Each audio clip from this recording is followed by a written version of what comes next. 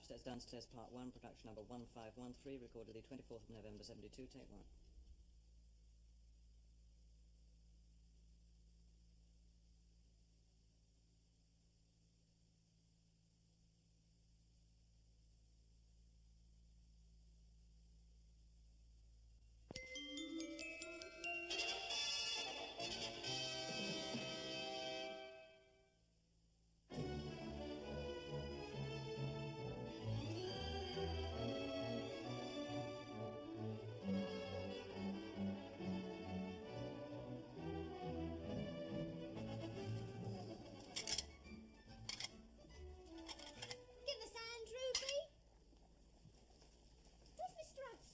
Just coming. Oh, Ruby, look at them sandwiches. Doorsteps. Bread's new, Mrs. Bridges. It's as thin as I could cut it. You didn't put fish paste on both sides? Oh, no. Fetch me the cake plate. Joan, handles all the same way. The teacups. Clean, I hope. Here. Somebody's been at my cake. It's not me. It was bigger than that yesterday. 5 slices I cut. Somebody's been in my larder. I'll soon find out who's had it. There's 6 eggs in that cake. Oh, shut that moon, Nanny. Well, one of you knows. Mrs. Bridges, I know in your feet. Oh, lovely. Hungry, are you, Sarah? Bleeding ravenous. You've been at my cake, haven't you? No, I haven't. You have. Well? Oh, now you mention it, last night I was feeling a bit peckish. I'll have a lock put on that larder door. You see if I don't. Oh, I'm tired. Well, look at you, getting fat as a pudding. Well, it's one way of getting a new uniform, isn't it, Mrs. Bridges? If I cry this one. Better get the baby's tea ready. I'll take the tray out for you, Sarah. Ah, would you, Joan? You are alive. No, you don't, Joan. It's not your job to carry nursery trays up and down. Not in this house. She'll only go and drop it again, like Ruby. What did you say? It's just that I dropped the nursery tray this morning, that's all, Mrs. Bridges. I was feeling a bit giddy. Nothing broke, just a bit of oatmeal on the liner, and I worked it up straight away. Giddy, were you? How do you two? Out. Put on the kettle for tea, Ruby. Joan, count how many spoons she puts in the pot. She runs out of fingers after 5. And shut the door behind you. Now then, Sarah. I'm just going to get the baby's tea, Mrs. Bridges. Nanny hasn't rung yet, has she? No, Mrs. Bridges. What are you staring at me for? Do you know what I think, Sarah? I think you're eating for 2. Am I right? I don't know what you're talking about. Oh, yes, you do, my girl. I've noticed I'm not blind. You've been putting on weight, haven't you? Eating in between meals, dropping trays. Feeling a bit dicky in the mornings, I shouldn't be surprised. Miss Hudson, you're just in time. In time for what, Mrs. Bridges? Surely servants all tea in for another 5 minutes yet. Mrs. Bridges, please don't. In time for what, Mrs. Bridges? Just in time to hear our Sarah's news. She's eating for 2 again, aren't you? Is this true, Sarah? She's got a rotten bit of cake. Sarah, I demand a simple answer. Are you or are you not expecting?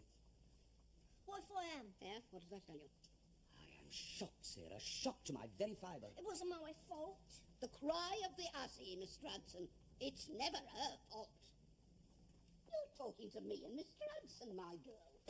We know you don't get babies for smelling the flowers. It's not fair, you know. It's always me what's put up on ever since I first come to this Sarah. house. Oh, go on, sack me. I don't care. Wish I could die. You sack me without a character. Character? It's a bit too late to talk about character. Mrs. Bridges. It's the truth. Now, come along. Who is it? Well? I'm not saying. Don't know which of many, eh? Yes. Mrs. Bridges, please. Well, the little trump. Last time you wasn't horrible. You was understanding last time. Last time was bad luck. This time it looks like it's becoming a bad habit. Now, that's enough, Mrs. Bridges. Sarah, in view of the generous way the family has treated you. Generous? Over the business with Captain James. Well, they kept you on. They looked after you. They had to. It was his fault. Their sons. Partly, wasn't it? Well, it wasn't this time, was it? You can't expect any help from upstairs this time, Sarah. It'll have to be reported. Oh, now stop that, Sarah. You'll make us a bill. Stop it. Oh, please.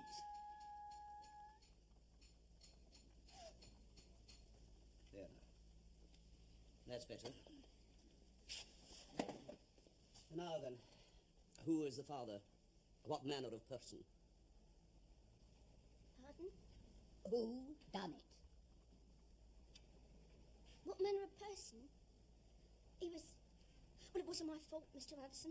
I just went out on Nanny's afternoon off. And left the baby? Well, only for a few minutes. Ruby kept an eye on her. I just went round the corner to get some gripe water. In my day, we made our own. Well, the chemist didn't have none. Pearson's. So I went up Knightsbridge and he didn't have none neither. Oh. Must have been an outbreak of wind all over Belgravia. Go on, my girl.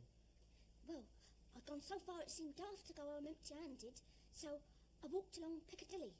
Oh, yes. And I just got as far as the Burlington Arcade when it started to rain. Pouring stair rods it was, belching down buckets. Go on. Well, there was this man in there. In the arcade? Yeah. He was sheltering and all. What sort of a man? What sort of a man? He was a toff. He was a real gent. He had a silk hat on and a silk brolly. Not young, not old neither. Sort of man you could really trust. Very tall and distinguished looking. He had little bits of grey hair around his temples and little bits of baby lamb all round his collar. If this distinguished-looking man possessed a hat and an umbrella, why was he sheltering from the rain? Quite. He was waiting for Hackney. No, I'll tell a lie. He was waiting for his carriage. His own carriage. Yeah, he was waiting for his own carriage. And he spoke to you? Yes, they offered me a ride back here. But he stopped on the way. Where did he stop? Outside his rooms. Now, I don't know what street it was, Mr. Hudson. It could have been Ebury Street, but then again it could have been Wilton Place. And it could have been High Street China. Well, I went in with him. There didn't seem no harm, and it was pouring down rain, and I was ever so wet through. Go on. Well, he offered me some brandy, just to warm me up, being as how I was soaked to the skin. And then? Well, I'm not used to it, Mr. Hudson. Brandy, you see. Not me being a poor servant girl. Before I knew where I was back here. It had left off raining by then. And he must have took advantage of me. Cruel advantage of a poor servant girl while she was just... Drunk. Oh, no, only a little bit tiddly, Mrs. Bridges. And he was ever so distinguished looking. You know, our Sarah reminds me of the Salvation Army banner. Thousands have been this way before. There is plenty of room for thousands more. All right, Mrs. Bridges. Don't be hard on me, Mrs. Bridges. You're a woman too. Have pity on me. It isn't for me to have pity, my girl. It's for them upstairs. Lady Marjorie will have to be told directly she gets back from Burritts. We will not wait for her ladyship's return, Mrs. Bridges. I will have to tell the master at once. Servants in child is for women to talk about, Mr. Hudson. And discipline is for men to talk about, Mrs. Bridges. Your tea is ready in the morning, sir. Thank you, Hudson. If I might have a word with you, sir. I have a lot of work to do. It is rather important, sir. I have to change the entire text of a speech for Thursday's debate. I can't come out of wait. It would be improper of me not to inform you at once, sir. Has the roof fallen in? No, sir. Is anybody dead? No, sir. Well, I regret to report, sir, that the nursery maid is pregnant. What did you say? Sarah is expecting a child, sir. Again. Oh, God, no. I regret so, sir. Are you sure? She has confessed to it, sir. And has she confessed who is responsible? She's somewhat unspecific on that point, sir. Chance encounter, I understand, with a man who offered her shelter from the rain. How far advanced is she? I would estimate some 5 to 6 months, sir. Well, you were quite right to tell me, Hudson. But it really is a matter for her ladyship. I am confident that her ladyship will be extremely upset, sir. Upset? I should think so. Time Sarah learned her lesson and settled down.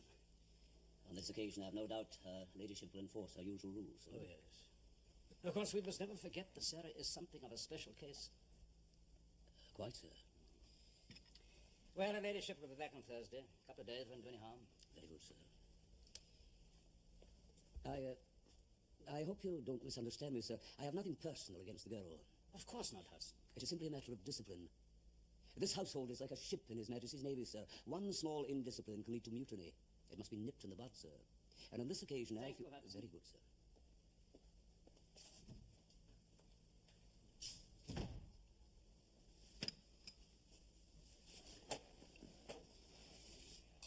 I made you a fresh pot special, Thomas. Well, that's very good of you, Mrs. Bridges. Get you out late again, did he? Aye, we had to pick up some papers from the Admiralty on the way home from Westminster. Yes. He's rattling down the mall, motor going well, and somebody tried to overtake us. A little Austin with all black smoke pouring out the back. You imagine an Austin trying to overtake a Rolls Royce in a mile? I can't. Well, the master was busy reading in the back, see, so I put my foot down, as they say. Well, the old Rolls Royce flew, didn't it? 42 miles an hour. Oh, Thomas. Oh, now they're very tasty sandwiches, Ruby. You mustn't say things like that to her. Turn her head, if she's got one. Oh, she's got one all right, Mrs. B. Eh? Oh, Ruby's got brains all right, haven't you, love? You mustn't say things like that, Mr. Watkins. Now go on, Ruby, get on with that washing up in the scullery. Brains? That Ruby? I wish she had. Still, I dare say she's got more in that thick head of hers than some people I could mention. Oh. Who's that then, Mrs. Bridges? That's Sarah. Sarah? Now, what's she been up to, eh? Oh, well, may you ask. Oh. Still, it's not anything that's quite nice to talk about. Well, not to a man while he's having his tea. Oh, I see. Leastways, I don't think it is. No. It's her urges, you see. She can't control her urges. Oh, that's bad. A bit of meat for dinner. It's been giving me jippers, that. What's going to happen when Lady Marjorie comes back next Thursday? What's going to happen then? There'll be such an explosion, you'll hear it all the way from Victoria Station. Explosion, eh? Yes, when Lady Marjorie finds out. About Sarah. Oh. Oh, something wrong with Sarah, is it? Wrong? Nothing wrong if you're married. Nothing wrong if you've got a husband. Sarah's not married, is she? That's just the trouble. A little stranger. Sarah's a little stranger. No, she's going to have a little stranger. There now, I've got to let it slip. Oh, you are a one, letting it out of me like that. Aye, well, don't worry, Mrs. Bridges. Now, I wouldn't breathe a word to a living soul, not if it's a secret. Well, it is. Poor old sir, nice rotten luck, isn't it? Well, she's brought it on herself. This time she'll have to go. This time? You know, there was another time. You remember the... Oh, yes, we're not allowed to mention. Right. This time, it happened outside the walls of this house. Oh, she's cooked her goose proper this time. Looks like it. Mrs. Bridges. He's come. Wouldn't be a drop more tea in the pot, would there?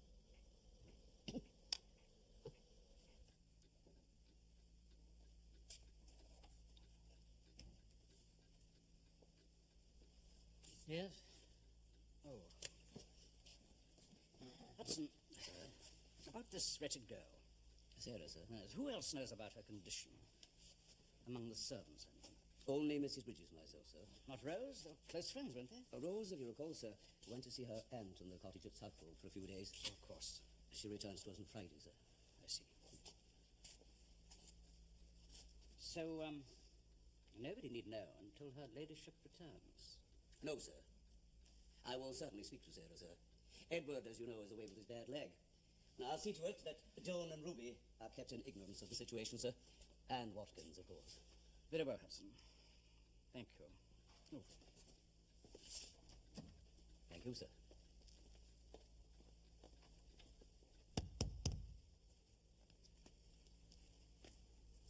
£500. Here's £500. It's a lot of money for a man like you, Tom Watkins. You'll never earn that much out of your wages. Not under 10 years, you won't. Tom, are you alone? I was. I thought I heard voices. I just reading out loud to myself. My Bible. Oh, your Bible. What chapter and what verse, eh? The parable of the servant who dreamed of leaving his wealthy master and going out into the world to seek his own fortune. And it came to pass. There was a small motor car business for sale in Watford Road, Kilburn. They found out, Tom. Who's found out? Mr. Bridges and Mr. Hudson. And he'll have told the master, so her ladyship will know the minute she gets back. So? Well, I'll be thrown out on the streets. But I made up a story. I told him it was this gent as gave me a ride in the rain and took me back to his apartment, supplied me with drink, and I lost my head. That's what I said happened. Well, you tell him a fancy story like that? To save you from the sack, what do you think? I don't need saving from the sun. Well, you would if they knew it was you. Now, why didn't you tell them the truth, eh? Well, then where would we be? This way, at least you're clean. One of us has to be, so I lied for you.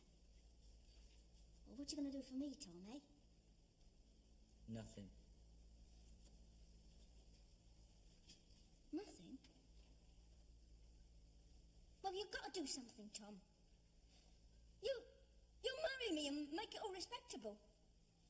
I'm not going through all that. Not again. Tom, you can't leave me to have my baby on my own.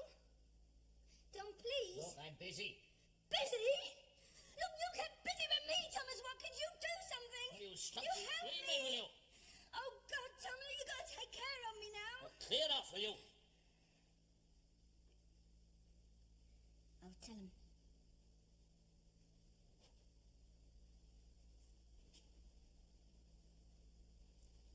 I'll tell him it was you. Sarah!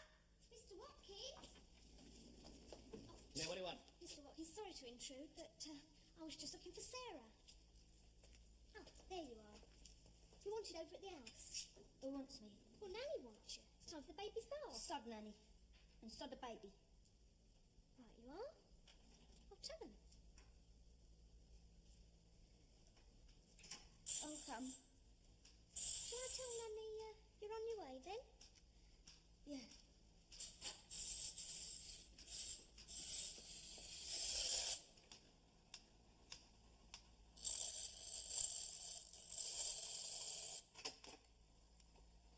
Don't leave me, Tom. You're all I've got now. Honest.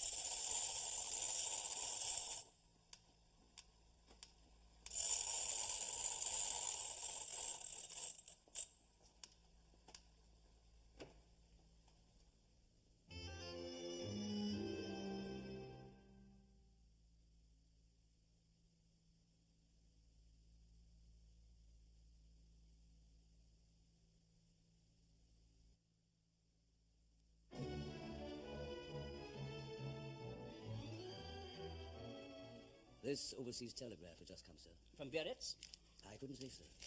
From her ladyship, I expect, to say which boat it is arriving. No, it's not. It's from India, by Jove. Sir? From Captain James. Sailing home April. Posting's over, so... Oh, her ladyship will be pleased, sir. Oh, she will. Well, that's good news anyway. Thank you, Hudson. Sir.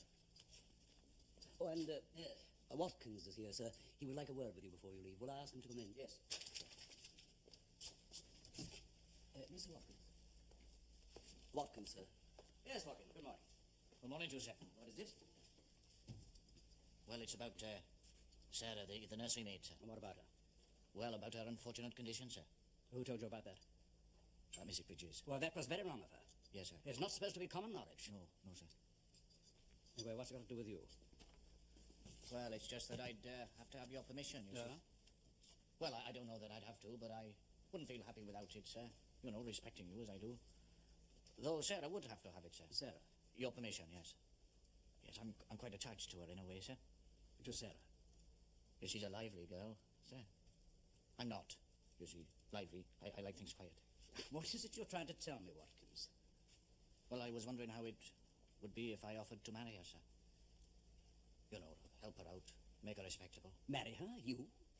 Well, it's time I was married, sir, and I don't get to meet many girls. And she's got some good qualities, sir. Marriage is a serious step, Watkins. Oh, I know, sir. I mean, especially for me being chapel. It's for life when you're chapel.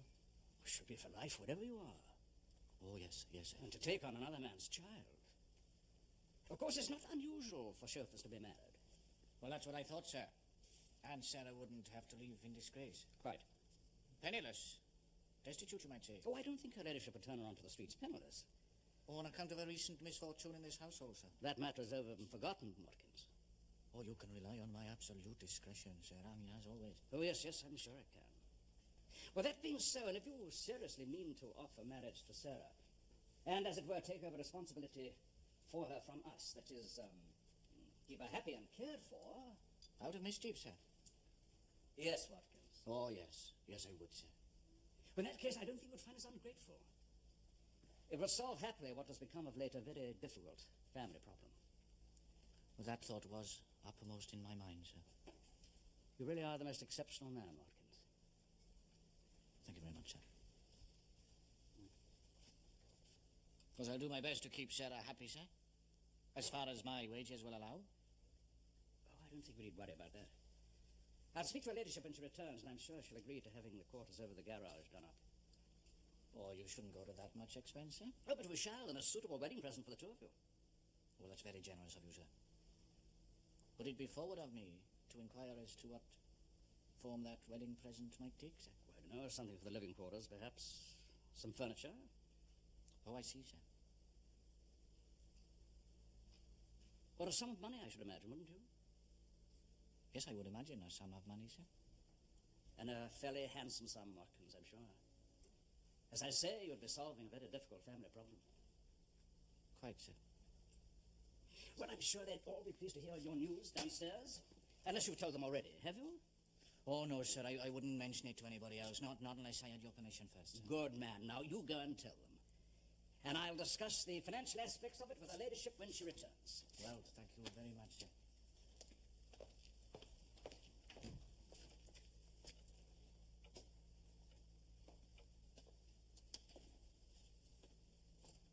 I'll make this place look nice for us, you know. I'll make cushions and ever such pretty curtains for our quarters up top. Or Rose come when she gets back from holidays. I expect they'll give us some of the old furniture they want in the attic. Here.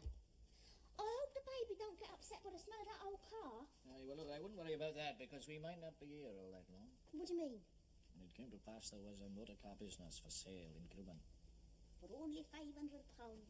Yeah, you and your motor car business.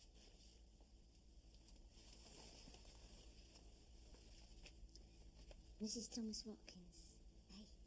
I'll have to go, Hudson. Please give Lady anything else, Watkins, learn that. The minute you become a master, you take on responsibilities which you avoid at your peril. Here. That's very generous of you, sir. Here, take it.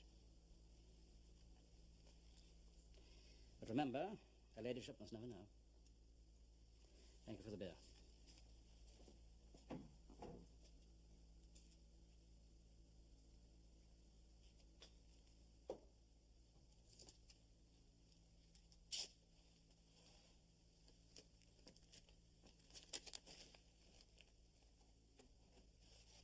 It won't be a stylish marriage. I can't afford a carriage. But you look sweet upon the seat of a bicycle made for two. Very good, Dan. Very good. No, nothing else. Sarah, you're Hi, come on, what about you? in her condition. Now, this is a celebration, Mrs. Bridges. Oh, look who's talking with a face like a wet wood. Come on, love, up you get. on, Now, all right then. ladies and gentlemen, your kind attention, please. Now then, by popular demand. No expense spared. And no expense spared, the return of the ever popular The one and only Miss Clemence Daly. Little round of applause. It's a note, yeah. All right. Now, here. Ah, right. Now then. Oh, what are we gonna do? I'm thinking stallion is He goes fast rolling in the park. What's your step? Boys, especially after dark. Sir, my lady. No, please go on with what you're doing. We only came down to wish the engaged couple well. Yes, indeed. We won't stay a moment. Why don't you sit down? Yes. Sit down, Mrs. Bridges. Oh, thank you, lady. Do go on with the song. Well, Hudson, what about a little whiskey to liven things up? Yes, sir. Whiskey and gin, surely. Well, both. This is a special occasion. Oh, well, I'll say yes, sir, and thank you very much. For mild ale is notorious for the heartburn. Hudson, give Joan the keys, will you? Here we go. You've heard what the master said. Look sharp now. Off you go. Please go on, Sarah. All right, Sarah. What are we going to do with Uncle Arthur? A blinking stallion is Uncle Arthur.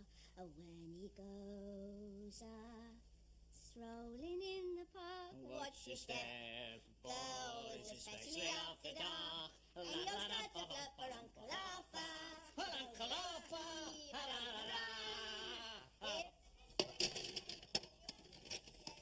Ruby, there. The master and the ladyship have come to join in the fun. I've got to get these done. What a car. How about a drop of this? No.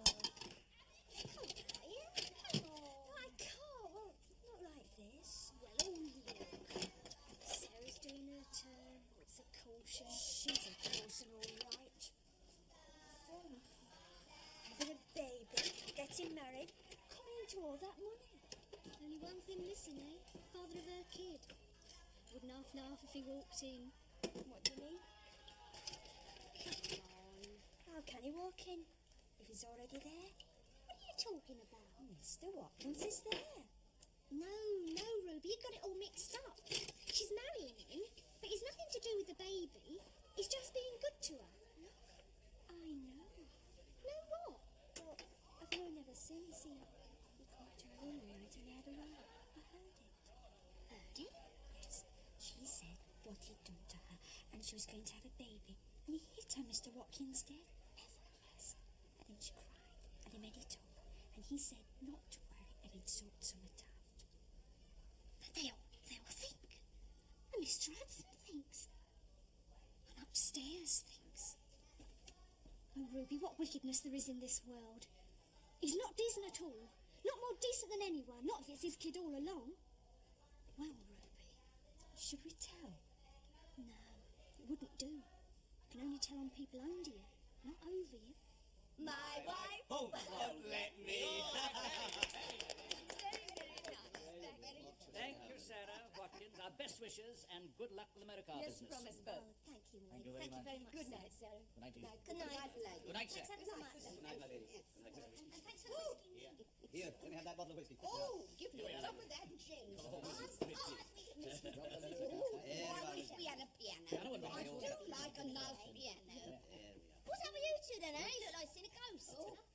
How about another song then, Sarah? Oh, no, we haven't got time for that now. We've got to clear up in here. No, certainly not, Mr. Hudson. Pardon me. This is our family we're sending out into the world, and I'll have another drop of that gin while Oh, it's you're there. a terrible devil. For goodness sake, give them to a drop of beer. They look like mourners at a funeral. Here comes the bride. All fat and white. Is it? See how she wobbles. Mr. Hudson.